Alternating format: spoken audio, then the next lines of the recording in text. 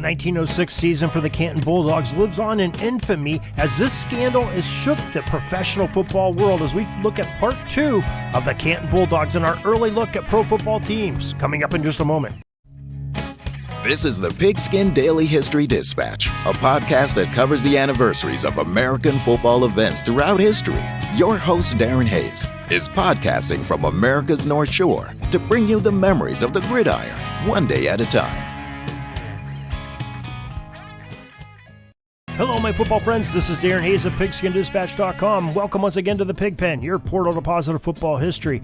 Let's get into our story today. We're staying in our early football theme, and we're picking up where we left off last time when we looked at the chronicles of the Canton Bulldogs professional football team. And we found that owner George Williams and captain Blondy Wallace, back after that 1905 season, were taking the Bulldogs into some very tumultuous waters of a win-at-all-costs way of running the team prior to the 1906 season. Rival neighboring town, Massillon, was experiencing smashing success as their hired mercenaries like Bob Schilling were creating a winning tradition there and Ohio championship titles. Massillon added fuel to the fire of this early blossoming pro football rivalry shortly after the Tigers handed Canton that devastating loss that in a way crowned Massillon as the top team in Ohio for 1905. A few days after that, according to the PFRA post in the Coffin Corner titled Ohio Tiger Trap, just a link for it on PigskinDispatch.com, the Tigers supporters were accusing the Canton program for suffering financial issues and having trouble paying their players from the past season through an article that ended up coming out in a Cleveland Plain Dealer newspaper. George Williams retorted back in the press that the payroll and other obligations of the Canton club were being met and their financial stability of Canton Bulldogs was not in question. Many back in Canton figured that this way it was a ploy by Massillon to discredit the Canton Athletic Club to cause trouble with the recruitment of players for the upcoming 1906 season. After all, the Tigers coach Ed J. Stewart had connections to the Cleveland press and would be just the type of man that would spread false rumor to gain advantage for his club. Now, we keep referring to this as the Canton Bulldogs, and actually it wasn't until midway through the season, 1906 season, that they became the Bulldogs. Prior to that, they were the Canton Athletic Club, the Canton AC, the Canton Athletics, but I'm probably using it in wrong reference, calling them the Bulldogs at this point.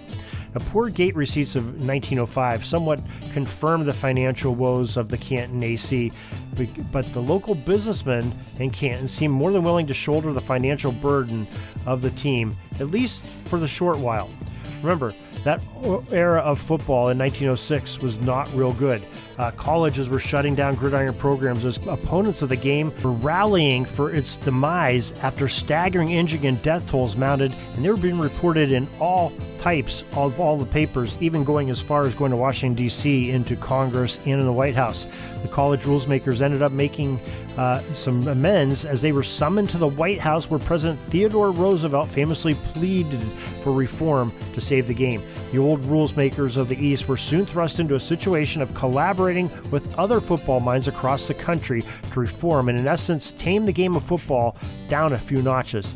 Meanwhile, back in Stark County, Ohio, that was about to get another black eye from the pro circuit was the football game. Both teams from Canton and Massillon dominated all opponents they faced that season, and it was extremely unfortunate that the two sides never could agree to a scheduled meeting of their teams to play on a field of 1906. All the reports say that they both needed the game, or even two games with each other, to help each other climb out of the hole of heavy payrolls that they were facing. Then it finally happened. The Canton Morning News of October 22nd, 1906 posted this. They said, quote, "This agreement made on the 20th day of October 1906 by and between C.E. Wallace, Jr. of Canton, Ohio, party in the first part, and the Massillon Athletic Club, otherwise known as the Tiger Football Team, Unincorporated Association of Massillon, Ohio, party of the second, that the parties hereto agree that their regularly organized football teams shall play 2 games of football with each other and share equally in the gate receipts," end quote. It was game on, and more concessions were made to ensure the Canton versus Latrobe game would be played and not interfered with prior to the 2 scheduled Massillon versus Canton games that were played in November. Also, each team would post $3,000 in guaranteed money that they'd each show up for the scheduled contest. Blondy Wallace took his team to State College, Pennsylvania to prepare for the games and even got some additional instruction from Penn State's head coach at the time, Tom Fennell, on the use of the forward pass, including practice drills. Massillon, well, they stayed home and prepared diligently themselves. This is a big game, and both sides appeared to be ready to tangle. Now, even the press coverage was unprecedented, as it was reported that the Bell Telephone Company had hired extra men stationed at strategic places to wire developments of the game all around the country via telegraph. The first game lived up to all the hype, as Canton won the game 10-5, with Massillon's only points coming from Tiny Maxwell's scoop and score of a Canton AC fumble. The second game would commence a week later. Now, Coach Edward Stewart pronounced that he would play with the same men that he had lost to Canton the week before, despite rumors that the Tigers were trying to recruit players like Willie Heston and Walter Eckersall, two of the top players of college in the era. But Stewart did, however, produce a ball manufactured by Victor that he wanted to use in a game. Canton complained and wanted to use the ball used normally in the games made by Spalding. Stewart would not come off the use of the Victor ball, though, so the choice was presented to Blondy Wallace. Either forfeit the game and the $3,000 posted as a guarantee, or play the game with the Victor ball. Stewart had set his trap, and the Victor ball was at the heart of the strategy for the game number 2. You see, the Victor was a few ounces lighter than the Spalding model. He swapped Peggy Perrott to an end and shifted Homer Davidson to quarterback. Now, it wasn't that Davidson was a better signal caller or even a better passer, but for the mere fact that he was a better punter than Perrott. The combination of a lighter ball and Davidson's catapult leg proved to make a difference, as he sailed 6 punts over the head of Canton safety Jack Hayden. Canton tried to counter by punting on first down, but it was fruitless, as Davidson had a much stronger leg than anyone on the Bulldog roster, and thus Massillon gained field position every single time on this exchange. The other new strategy for Massillon in Game 2 was that their offense attacked the edges instead of the middle like they did in Game 1. These tactics finally worked, as the Tigers scored on a first-half touchdown to take the lead 5-0 at the half. Remember, touchdowns were 5 points back then. Canton made their halftime adjustments and raced down the field with the help of a rare completed pass and scored a touchdown with a successful extra point to take a 6-5 lead. Massillon again took control of the ball on a drive that went deep into Canton territory, but lost a fumble near the goal line. As was customary in this era, when a team was in the shadow of their own goal line, Canton wanted to punt themselves out of trouble. A powerful rush by Massillon on the play, though, knocked one of the Bulldogs' tackles into the path of the ball, and a kick careened off him and back through the goal line for a safety. Massillon took the lead back 7-6, and it was a breaking point for Canton, as they gave up another Tiger touchdown and lost the state title to Massillon by the tune of 13-6.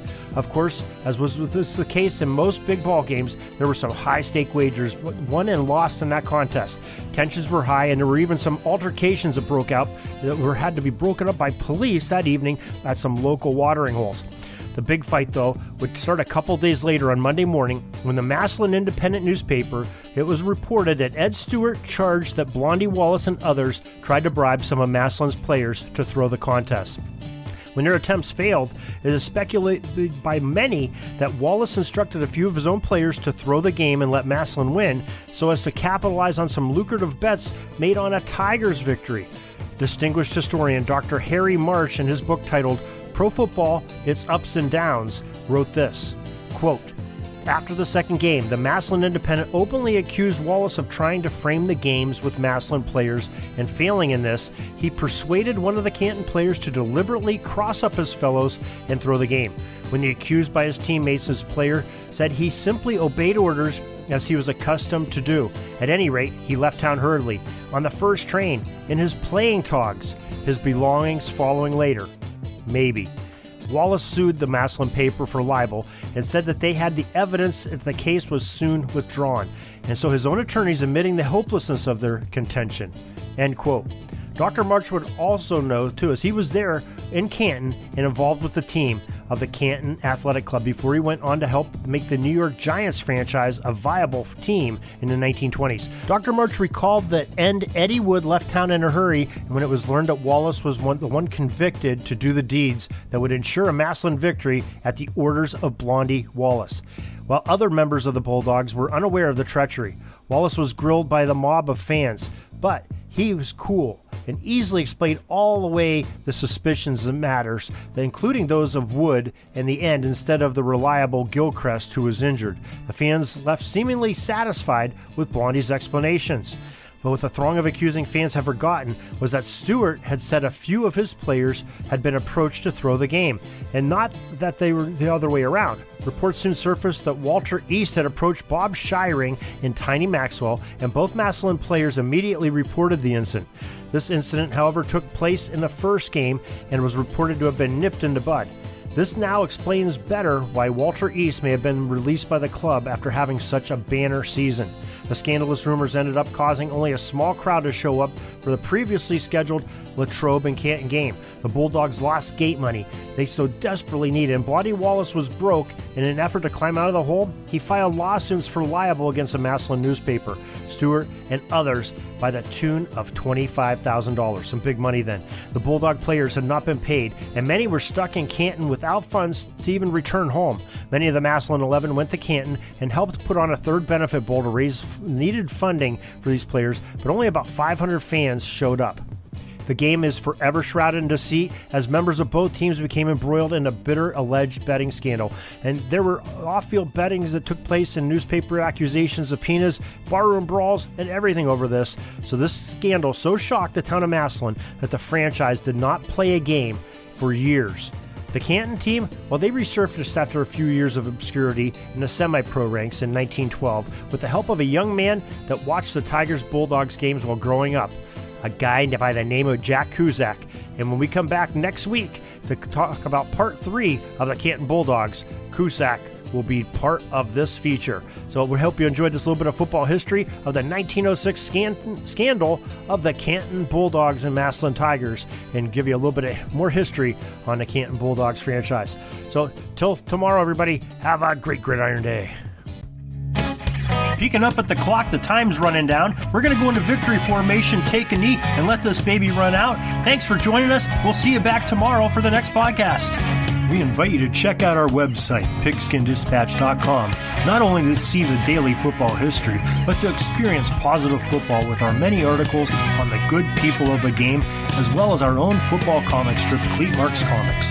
Pigskinddispatch.com is also on social media outlets, Facebook, Twitter, Instagram, and don't forget the Pigskin Dispatch YouTube channel to get all of your positive football news and history. A special thanks to the talents of Mike and Jean Monroe, as well as Jason Neff for letting us use their music during our podcast. This podcast is part of the Sports History Network, your headquarters for the yesteryear of your favorite sport. You can learn more at sportshistorynetwork.com.